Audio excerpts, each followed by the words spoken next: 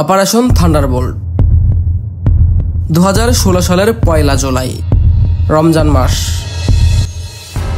তারাবির নামাজের পর ক্লান্ত দেহে লোকজন ঘরে ফিরছিলেন।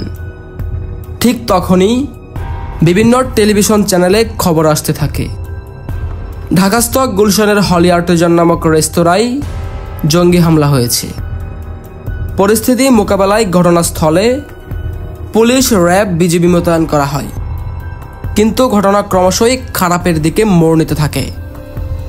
এর মাঝে খবর আসে, জঙ্গিদের ছোড়া গুলিতে ও গ্রেনেড হামলায় পুলিশের 2 জন কর্মকর্তা আহত হয়ে পরবর্তীতে হাসপাতালে মারা যান। এরপরই ঘটনাস্থলে আসে পুলিশের বিশেষায়িত দল সোয়াট, সাথে র্যাব ও বিজিবিকে নিয়ে অভিযানের প্রস্তুতি শুরু হয়। কিন্তু জঙ্গিরা তখন হামলা করতে মরিয়া। ভেতর থেকে একটানা এলোপাথারি গুলি ছুটতে থাকে তারা। এমত অবস্থায় ভেতরে আটকা পড়া দেশি বিদেশি জিম্মিদের কথা ভেবে দেশের সর্বোচ্চ বাহিনীকে নিয়ে অভিযান পরিচালনা করার কথা চিন্তা করা হয়। তারই ধারাবাহিকতায় সেনাবাহিনী সরকার প্রধানের কাছ থেকে প্যারা কমান্ডো ব্রিগেডকে দিয়ে অভিযান পরিচালনা করার সুপারিশ করে।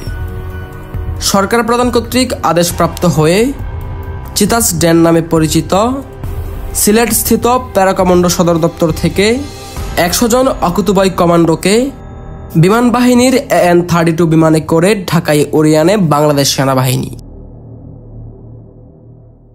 এরপর প্যারা কমান্ডো ব্রিগেডের অধীনস্থ এক প্যারা কমান্ডো ব্যাটালিয়নের অধিনায়ক লেফটেন্যান্ট কর্নেল MM ইমরুল হাসানের নেতৃত্বে সরাসরি হলি আর্টিজান রেস্তোরাঁয় অপারেশন পরিচালনায় পাঠানো হয় প্যারা কমান্ডোদের।